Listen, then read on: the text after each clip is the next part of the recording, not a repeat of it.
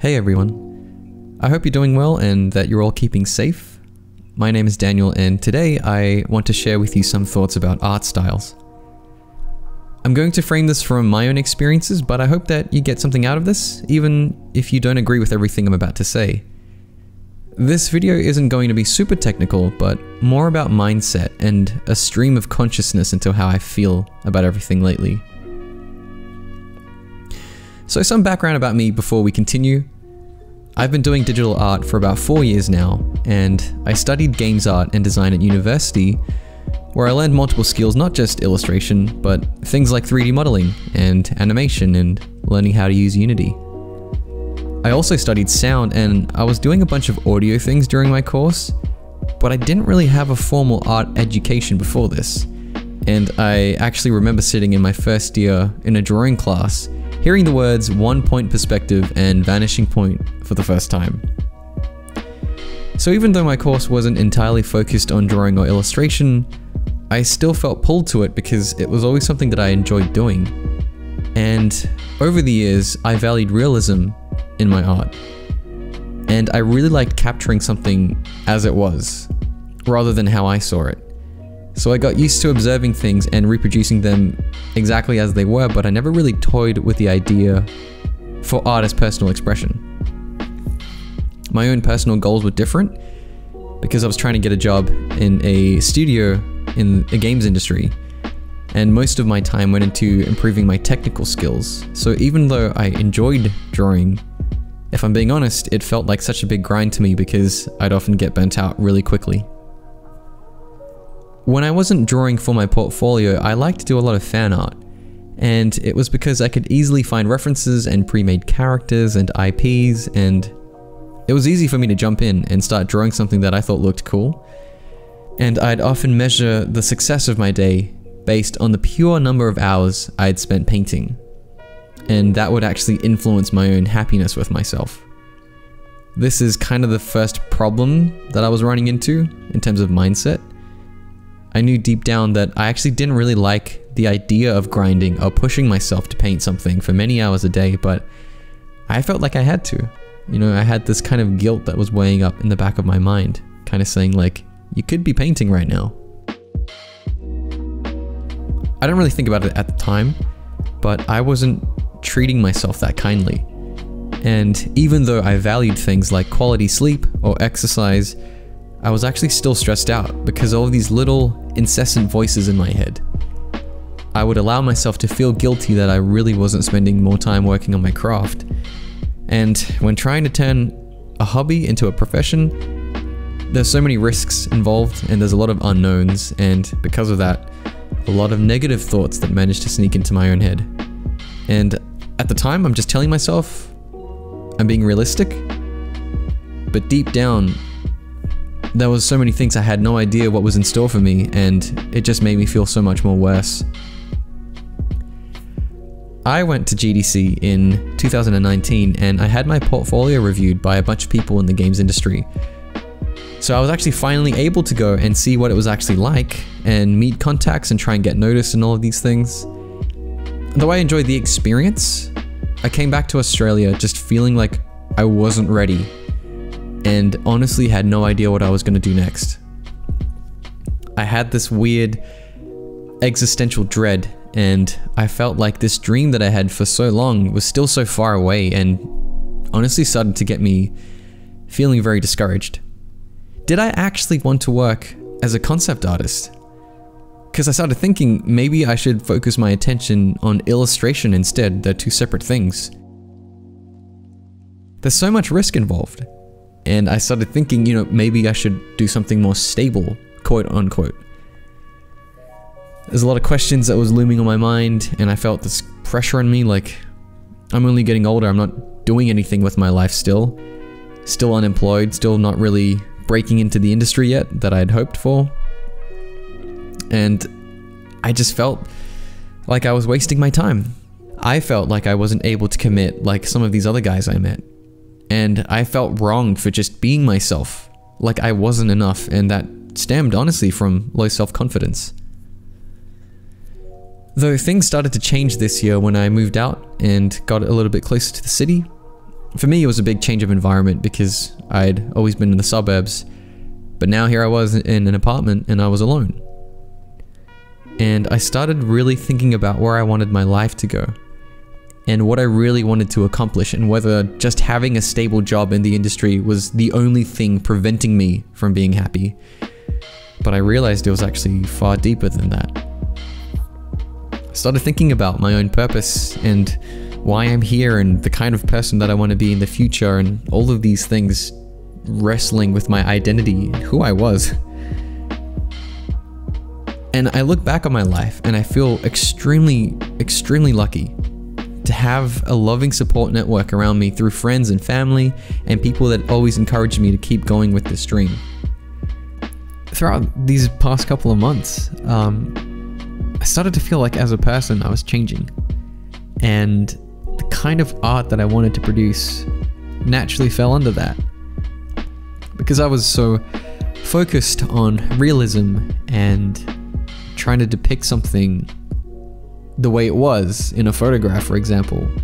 Not necessarily so much the way that I saw it, but I would tend to over detail and render things way too much when I should have been thinking about what's the simplest way I can capture this. I'm gonna throw up this painting of San Francisco that I did. Also personal. I stayed here last year on this street. And I was thinking back on it this year, and I wanted to draw it again and illustrate it in kind of the mood that I felt when I was there, which was very warm, very inviting, and just this sense of, dare I say, nostalgia?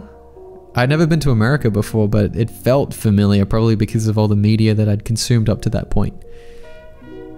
But this was the first exploration into trying to think about how I can use the fundamentals to actually express myself.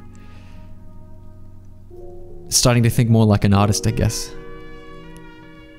And slowly, I started to change my art.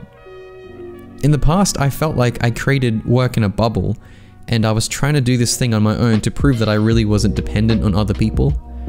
And it's kind of funny when I think about it now, because when I moved out and I was physically alone, I started accepting help from others and opening myself up to a community I really wasn't a part of before.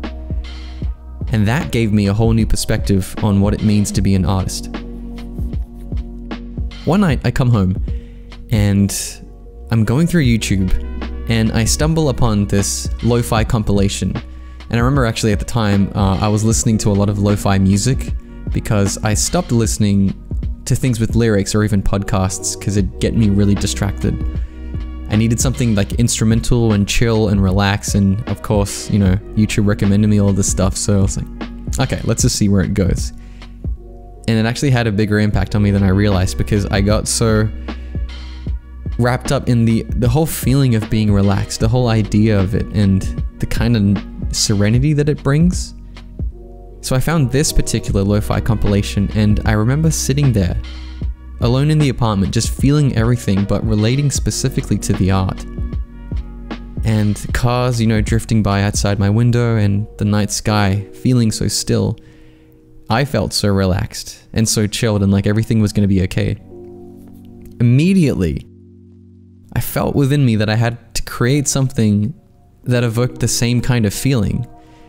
The idea of being on a balcony in your own world and being alone but not lonely.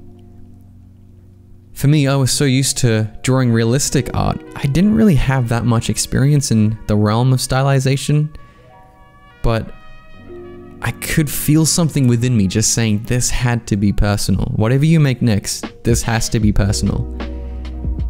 And so I started reaching into myself and thinking about what was important to me, what were the things that I valued, and how could I capture that? Without words, just a painting.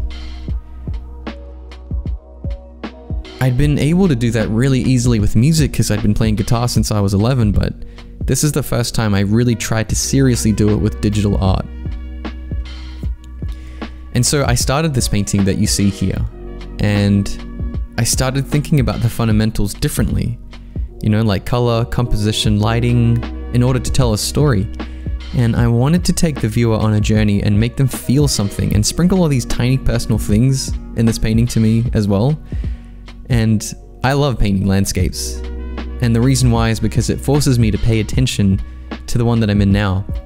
I gain so much more of an appreciation for a time and a place, and I get to use this as my own little world that I can escape to, because there's honestly so much of me on this painting.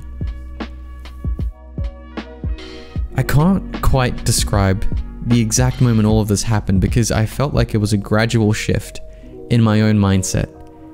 And when I started shedding all of these expectations of what an artist should be, I started to not fight what was going on in my life and instead open up. So rather than valuing those raw painting hours or just the grind, I started realizing that being an artist stems from your connection to yourself. And I wanted to look after my health and my mind and to start accepting things in my life rather than fighting it all. From a technical standpoint, I started being drawn to this graphic style of illustration because it showed me how simply things can be broken down, and it gave me a different way of viewing and interpreting the world around me, and specifically how visual noise can be created in many different ways. I love the little things like the contour of the line art and the texture and how colorful everything looks.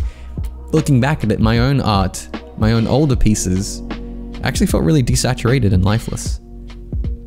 So artists like Rob Ruppel, Alberto Mielgo, and of course the work from Into the Spider-Verse really influenced my own visual language going forward. But I actually started finding inspiration from other people too. People like James Gurney, and his dedication to lifelong learning and never-ending curiosity actually impacted me a lot. But perhaps the most surprising source of inspiration comes from a musician named Marc Rebillet.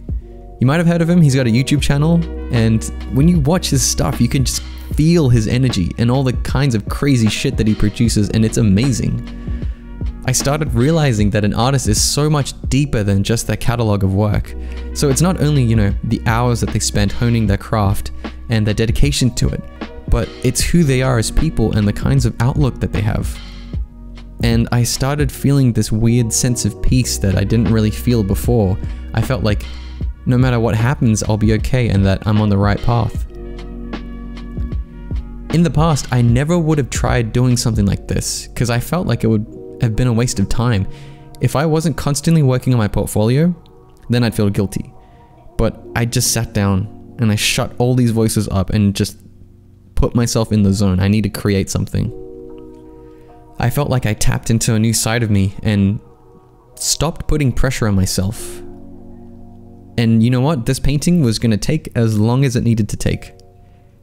And when I started thinking this way, I realized very quickly that I needed to do a shit ton of art studies because I saw a lot of gaps in my artistic knowledge and, for things like how a cityscape would look at night and what kind of values would there be and what kind of colors should I be using. So I did lots of practicing and research beforehand. And I took the time to really delve into what I was doing and gave everything so much more thought. And for me, this was a major change in my own process because in the past I'd be doing art studies and I'd call them art studies, but honestly they really had no direction. I had no idea why I was doing them just because I felt like I had to. But now it started to feel like I was getting somewhere. And having a project kind of influence your own mindset about, oh, I actually need to work on this. It's so much easier because you're working towards something constantly and you're always using what you've learned in practice. So my motivation for creating art changed, and I wanted to capture a sense of coziness and relaxation and kind of stress the importance of being alone with your own thoughts sometimes. In today's age, we can get so bombarded by fantastic artists out there and social media and people in our lives, and it's just constantly on and your brain is never off. But sitting in your own quiet and just kind of giving yourself that moment to breathe, that's something that I wanted to depict and encourage to other people. To me, a cozy place is somewhere that's familiar, somewhere that's safe and warm, and that kind of implies that we're shielding ourselves from something else out there. And I feel like this is the case because being mindful and recentering is super important every now and again, and we can kind of make our own environment and treat it that way in order to get into that headspace. The goal with the composition itself stems from the idea of connection, and in a city, at night, every window tells a story, and I wanted to show that we can still feel connected while having some time alone. And as it turned out, as this year kept going on, I felt like this message became even more relevant. So I'd look at works that I felt so inspired by and tried to create some kind of new flavor and mix them all in together. So for example, I looked at how Into the Spider-Verse creates the feeling of a city without really detailing everything too much, and I tried applying that into my own work. If you zoom in and you actually have a look, there's just a lot of visual noise. And I keep saying that word because to me it opened my mind up to the possibility of creation. And not everything had to be exactly detailed how I saw it in a photograph or how I saw it in real life.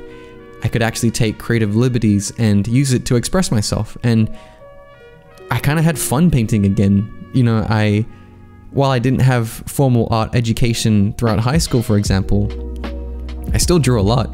And drawing then was fun because I would just do stupid doodles here and there and draw things that were funny to me that made me feel something, and now it felt like I was doing that again in my art. The entire time, I knew that I was in control of the painting, and I started making decisions that would work in favor of self-expression. So in real life, you know, night is a lot darker than this.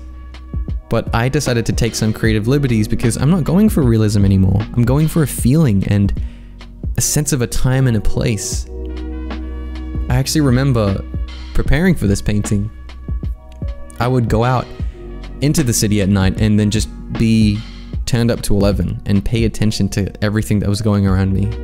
And I would take notes, and I realized that this act of going out, experiencing the world in order to create my art that's the thing. That's what I want to do. That's where I want my art to take me, and I want to help people and encourage others to keep going with it.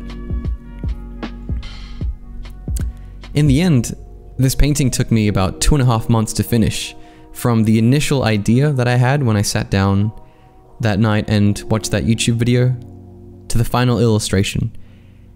And you know, as cheesy as this is gonna sound, I stopped looking at the final destination as the end goal, and I started being more mindful, and I reached out to a lot more people for advice and really take things slowly to work on what I wanted to say.